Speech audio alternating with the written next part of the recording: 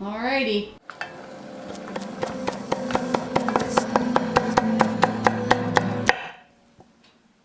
Hi, I'm Phil. Welcome to Pretty Good Cooking. Pretty good. Tonight on the show, we have a very special request. And who requested this? Courtney did! It's me. We're making coconut shrimp.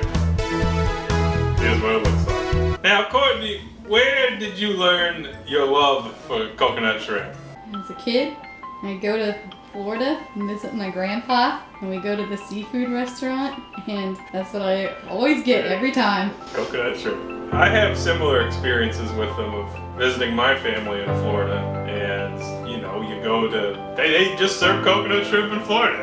That's what they've been doing down there. This would be a pretty quick and easy recipe, but we're gonna cook it in an air fryer. That's the whole thing. I haven't done one of these episodes in a while. And this is perfect for air fryer cooking because it's thrown on in there. And honestly, I kind of don't like deep frying things anymore. I think I've moved past that as an individual. So the air fryer is just, it's not as messy. Doesn't fill your house with the stank of grease. It's tidier business. All right, so let's pour a drink.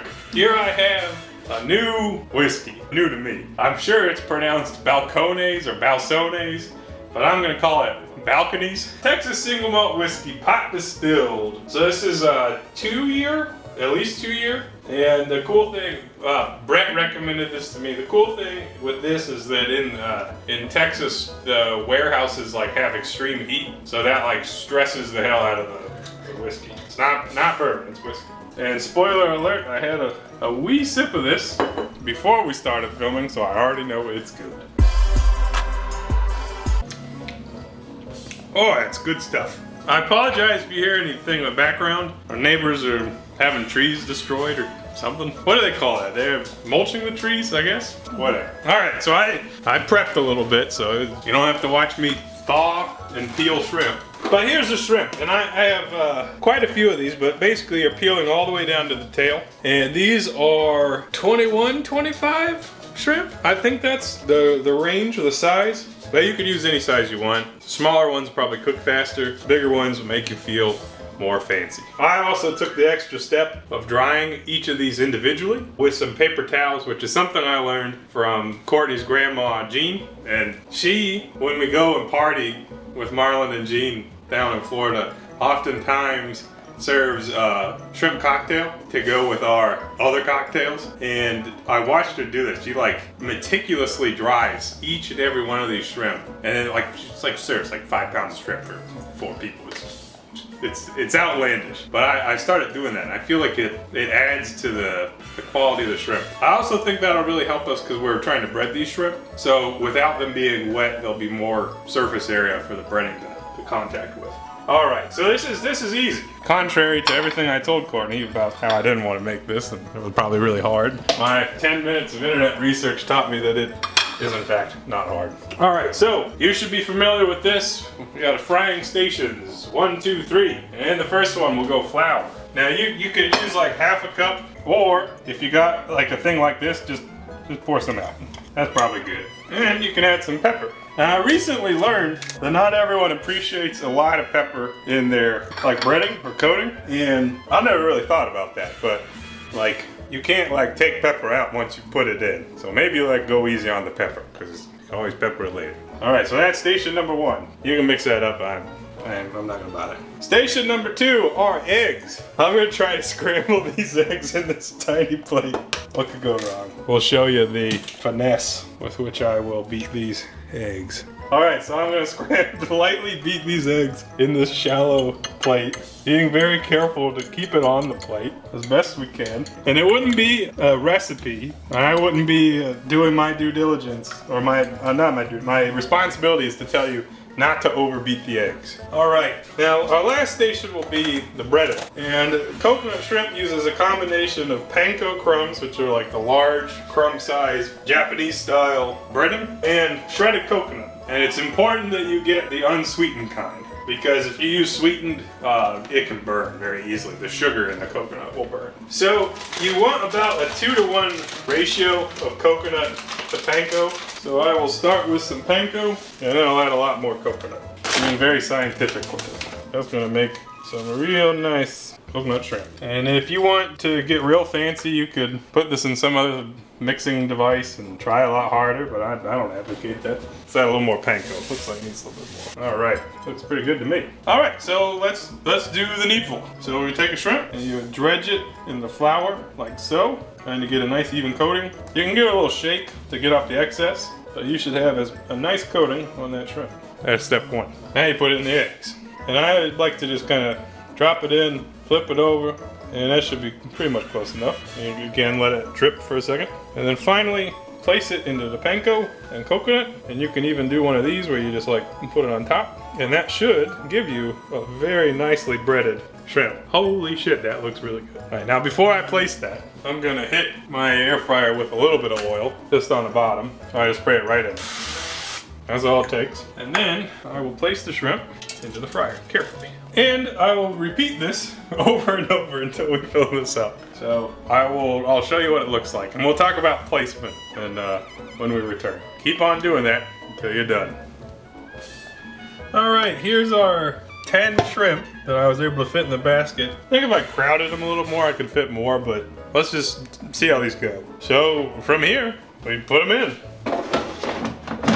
Let's use 360, why not? And we'll check them in just 3 minutes. Probably will take a little longer than that, but I want to see how they look after 3 minutes. Okay, so while we're frying the shrimp, we're gonna whip up a little sauce. This is gonna be a little tropical sauce. So in my mixing bowl, I'm gonna grab some yogurt. This is low-fat Greek yogurt, but you can use whatever you want. Just get a couple globs of that. And I happen to have some old pineapple just sitting around, so we'll just toss a couple of these in. It's gonna be like a pina colada dip. Then we're gonna add some of that coconut. Oh, a pretty decent amount, I would imagine. And I think that's it. So let's blend that up and see what happens. We might need to add a little water. Maybe a little lime juice. Yeah, lime juice would be good. Oh, I got some lime right here. Good thinking, Courtney. Courtney knows what's good. All right. Let's see how they look. Not even remotely done. Oh, I forgot. You're supposed to spray the top too of these shrimp. So I'm gonna do that real quick. And put it in, same temperature. We'll go for 2 more minutes and then we'll flip it, hopefully. All right, that's going. So let's blend this sauce. Now, I could be watering it down, but then it won't be as thick. I think it'd be nice to have a kind of a thick consistency. All right, let's give that a taste. It's good. It's real good. All right. Okay, these looking good. Look at that. Look at that. Now, very delicately, gotta flip them over. I'm gonna use tongs because I think I will have the most success with that. But I tell you what, I already know we do not need to go another 5 minutes. These are looking real nice already. And you can see they don't have that real golden color from fryer oil. In this case, I think that's a good thing because these are not gonna taste so oily, for example. And at this point, you can salt them as well. So just give it a once over. And we'll put it back in.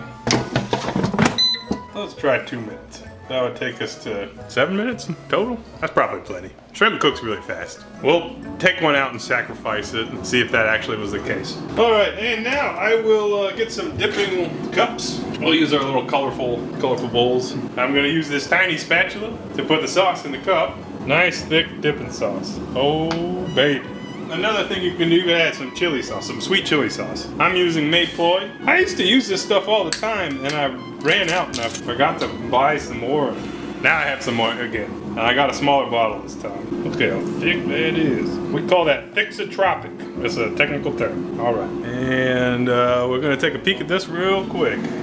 That wasn't even closed all the way. Ooh, I think they need just a tiny bit longer. They could just be a little bit more brown. I think they'll get there. That last probably 30 seconds that I jumped the gun on. Also, to make it easier, we could say it took us 7 minutes. All right, here we are. Look at these. Look at these incredible shrimps. Now we'll sacrifice one as a test. Okay, but straight out the fryer is probably way too hot to eat. If you want to test to see if they're done, just cut into the fat part. What we will reveal, fully cooked shrimp, and probably too hot to eat, but gonna do it anyways. Woo, that's real good. That's perfect. All right, let's plate up the rest. God dang, that's good. So I chose to plate them with overlapping shrimp, kind of like leaning. I thought it looked nice. All right, and there you have it. Some coconut shrimp. Was not that hard to make, but don't ask me to make them again. I'm gonna. Hey, let's try those sauces. I got my taster shrimp here. We'll go over the coconut one first. I mean the pina colada. Makes me feel like I'm on the beach somewhere. Damn, that's pretty good. Let's do the chili sauce too. Ooh, that's good. Oh, I like that better than the white sauce. Oh man, that's good. All right, well, look at that. We did a quick and easy appetizer. I think that was a great success. And I gotta make at least one more batch because I got more shrimp to do. But that's how you do it. We didn't talk about anything too heavy. Well, here's a final story for you today. Went to the grocery store today. I was checking out my groceries. Had a lot of them, trying to minimize going to the grocery store. And near the end of the order, my cashier picked up a pack of flour tortillas. And she looked hard at them, and she looked hard at me, and she said, "Do y'all ever use these to make a sandwich?" And I felt social pressure to agree. And so I said, "Yeah, sometimes, but usually I use them for tacos." And that's my story. Hope you enjoyed it. God bless. We'll see you another time. Stay safe out there. Toodaloo.